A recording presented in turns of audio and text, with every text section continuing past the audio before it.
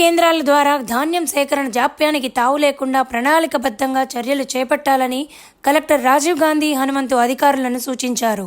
ధాన్యం కొనుగోలు ప్రక్రియ సజావుగా పూర్తయ్యేందుకు గాను సంబంధిత అధికారులు కేంద్రాల వద్ద క్షేత్రస్థాయిలో అందుబాటులో ఉండాలని, ధాన్య సేకరణ నిశితంగా పర్యవేక్షణ చేయాలని ఆదేశించారు. ఆర్మూర్ మండలం కేంద్రంలోని ధోబీఘాట్, కుమ్మరపల్లి మండలం ఉల్ఫూర్, మోర్తాండ మండలం తిమ్మాపూర్లో కొనసాగుతున్న ధాన్యం కొనుగోలు కేంద్రాలను కలెక్టర్ మంగళవారం సందర్శించారు.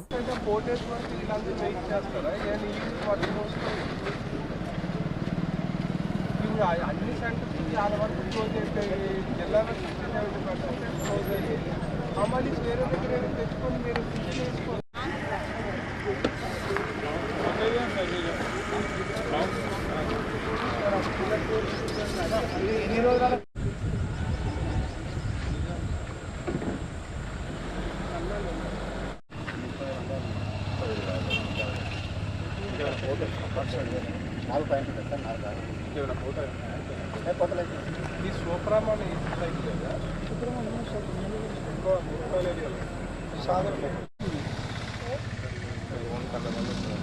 అది 2 లారీలు ఉన్నాయి, 2 లారీలు కూడా దగ్గర ఇక్కడ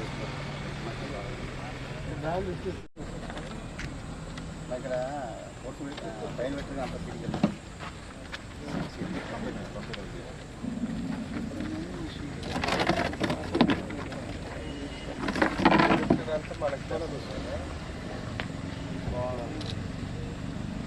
మళ్ళీ సీడ్ ఎంత ఇస్తారు? సీడ్ వాళ్ళు 28 రూపీస్.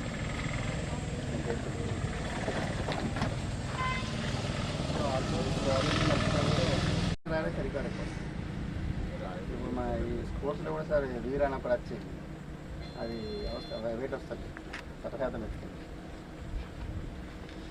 చందన కూడా వెరైటీ చందన మహేంద్ర 4 సెంటర్స్లో కూడా మెయిన్ కోర్సే ఉంటుంది. మరి మీకు సన్నాలు ఎక్కడ ఉన్నాయండి? మొత్తం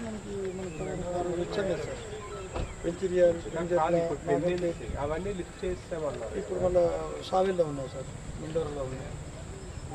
మనకి చూసినాం సార్ కొంచెం లేట్ 6.5 ఆర్కెస్ట్రా ఏంటి నిన్నే 6.5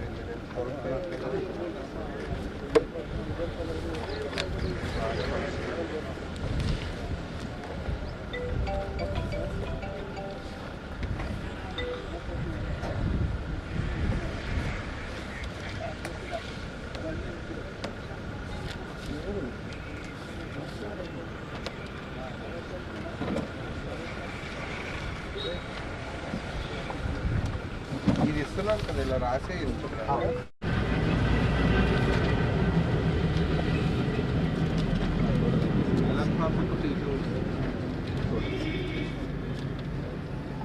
అని మొత్తం 4 సెంటర్స్ కలిపి దానికి కోర్సు ఫైన్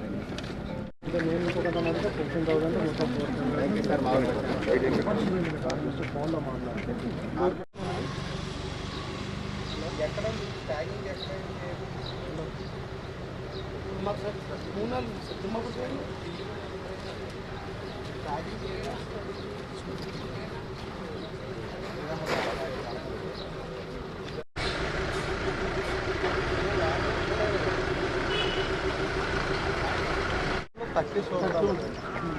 ఒకటి 2 అన్ని వేరే రేట్లో ఎక్కువ అయితే ఉంటుంది.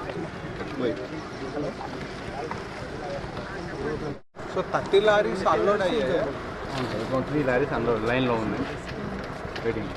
బట్ మేము మెజార్టీగా అయిపోయింది కదా, ఇంకెన్ని వస్తాయి మీకు? డొంకర్లో కూడా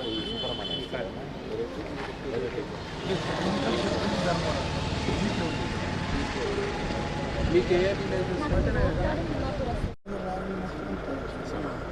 సన్నాలు